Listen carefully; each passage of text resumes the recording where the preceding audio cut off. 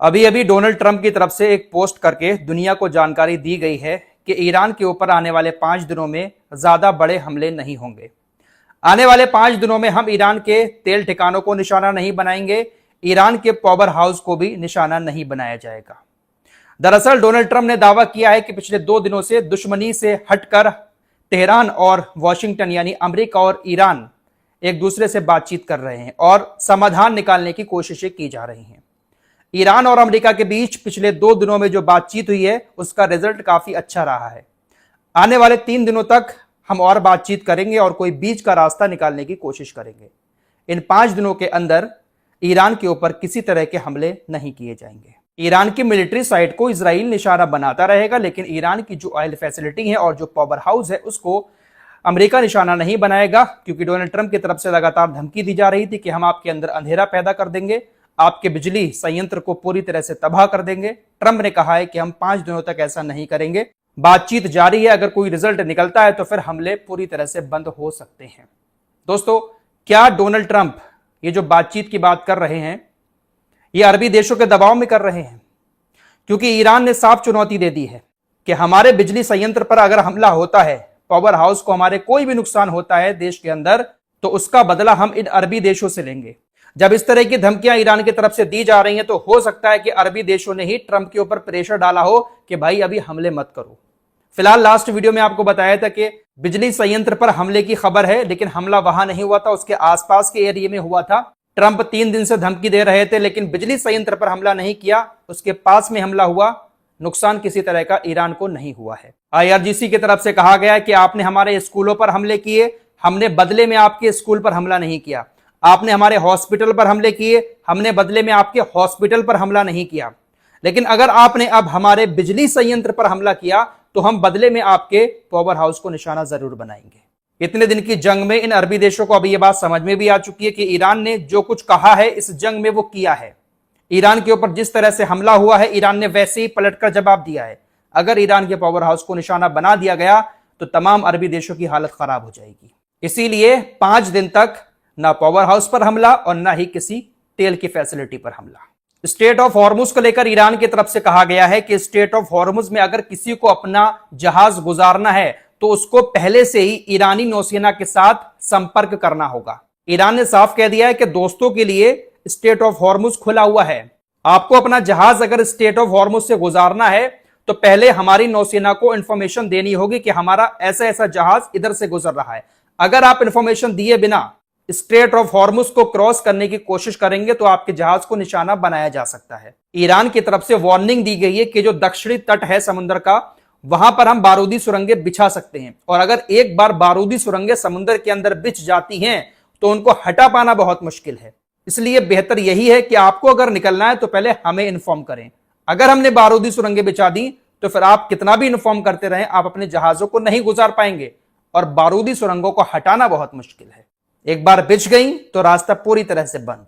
Iran ने साफ कह दिया है कि जो देश इस युद्ध में शामिल नहीं हो रहे हैं उनके लिए स्टेट ऑफ हॉर्मुज का रास्ता पूरी तरह से खुला हुआ है। श्रीलंका को भी हर संभव मदद देने की बात ईरान की तरफ से कही जा रही है। श्रीलंका के अंदर ईरान की एम्बेसी में जो राजदूत हैं उन्होंने कहा कि श्रीलंका को चाहे गैस की जरूरत हो, चाहे पेट्रोल, डीजल, कच्चा तेल, कुछ भी चाहिए हो, ईरान उनको हर चीज देगा। ईरान श्रीलंका की मदद इसलिए कर रहा है क्योंकि आपको मालूम होगा कि अमेरिका ने ईरान के जहाज पर जब श्रीलंका के करीब हमला किया था तो श्रीलंका की नौसेना ने ही कई सारे लोगों को बचाया था और अपने देश के अंदर पनाह भी दी थी, मदद की थी ईरान की। इसलिए ईरान श्रीलंका की मदद कर रहा है। खबर ऐसी आ रही है कि कुवैत के अंदर अमेरिका का एक और लड़ाकू विमान क्रैश हुआ है या फिर मारा गया है। कई सारी ईरानी न्यूज एजेंसी की तरफ से यह दावा किया जा रहा है कि कुवैत के अंदर अमेरिका का एक विमान उड़ रहा था, उसको हमने टारगेट करके मार दिया। दोस्तों, पिछली रिपोर्ट में आपको खबर दी थी कि इराक से नाटो अब पूरी तरह से भाग रहा है। अमेरिकी सेना और नाटो अपनी सेना को लेकर इराक से निकल रहा है। ये जो विक्टोरिया बेस है, यहाँ पर तकरीबन 46,000 कर्मी मौजूद थे। बहुत बड़ा बेस अमेरिका का, मिडिल ईस्ट का इसको माना जाता है। खबर आ रही है कि सारे के सारे सैनिक अब यहां से जा रहे हैं। जो कुछ सामान इनका था वहां पर, कुछ इक्विपमेंट थे, उनको अब ये जलाकर उसको नष्ट करके विक्टोरिया बेस छोड़ रहे हैं। बाकी जरूरत का सामान ये लोग लेकर जा रहे हैं। इराक की राजधानी बगदाद में ये विक्टोरिया बेस बना हुआ था। पूरा का पूरा एक शहर इसको माना जाता था क्योंकि 46,000 कर्मी यहां पर काम करते थे। मिडिल ईस्ट का सबसे बड़ा बेस अमेरिका और नाटो का था। दोस्तों उधर फिलिस्तीन के अंदर भी इजरायली सेटलर्स लगातार फिलिस्तीनी मुसलमानों को मार रहे हैं, उनके घरों में आग लगा रहे हैं। जो वेस्ट बैंक का एरिया है जहां पर यहूदी भी रहते हैं और मुसलमान भी रहते हैं, यहूदियों के बड़े बड़े घर कब्जा करके इजराइल ने बना दिए हैं, तो वहां पर पंगा चल रहा है। फिलिस्तीनी जो लोग हैं वेस्ट बैंक के अंदर, उनके घरों को आग लगाई जा रही है। काफी सारे हमले रात भर वहां पर हुए हैं। कुछ इस तरह के नजारे घर से सामने आए हैं। जो लोग घायल हुए दोस्तों, तो जब हॉस्पिटल ले जाने का नंबर आया तो जो रास्ता था वेस्ट बैंक से हॉस्पिटल तक का, तो इन यहूदी सेटलर्स ने रास्ते में बड़े बड़े पत्थर डाल दिए ताकि एम्बुलेंस ना गुजर पाए। सिर्फ इजराइल की सेना ही फिलिस्तीनियों पर जुल्म नहीं करती है, बल्कि जो सेटलर्स, जो आम लोग हैं, वो भी फिलिस्तीनियों के घरों में घुसकर उनको मारते भी हैं और हमले भी करते हैं, क्योंकि उनके पास हथियार होते हैं और ये हथियार जो है वो इजरायली सेना की तरफ से दिए जाते हैं। सऊदी अरब की राजधानी रियाद में एक म्यूजिक फेस्टिवल होने वाला था। बहुत बड़ा प्रोग्राम होता है, लेकिन अब वो प्रोग्राम नहीं होगा क्योंकि जो विदेशी सिंगर है उन्होंने आने से मना कर दिया है। खतरा बहुत ज्यादा है मिडिल ईस्ट में, सऊदी अरब पर भी बहुत सारे हमले हो रहे हैं, तो कोई सिंगर विदेशी वहां पर आना नहीं चाह रहा है, इसलिए प्रोग्राम रद्द कर दिया गया। अब एक जरूरी खबर अपने देश के लोगों के लिए। दोस्तों गैस की दिक्कत हमारे देश में भी काफी हो रही है। स्ट्रेट ऑफ हॉर्मुज के बंद होने से गैस के बड़े बड़े टैंकर हमारे देश के अंदर नहीं आ पा रहे हैं। फिलहाल अब जो सरकारी तेल कंपनियां हैं वो एक नया प्लान बना रही हैं।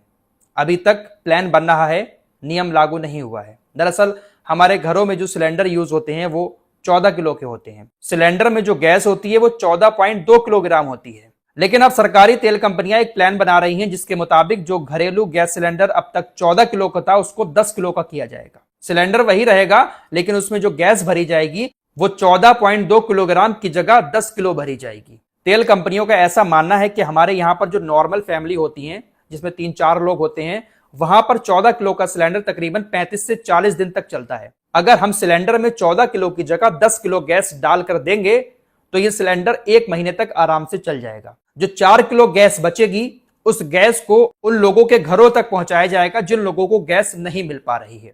4-4 किलो अगर हर सिलेंडर से गैस कम होगी तो भारत के हर घर तक फिर गैस पहुंचेगी। गैस की जो दिक्कत इस वक्त बनी हुई है वो गैस की दिक्कत नहीं होगी। अभी सरकारी तेल कंपनियां इस पर विचार कर रही हैं, प्लान तैयार हो रहा है और हो सकता है कि बहुत जल्द ये नियम लागू कर भी दिया जाए। 14 किलो की जगह 10 किलो का सिलेंडर दिया जाए। अब आती है रेट की। रेट क्या वही रहेगा? नहीं, रेट वो नहीं रहेगा।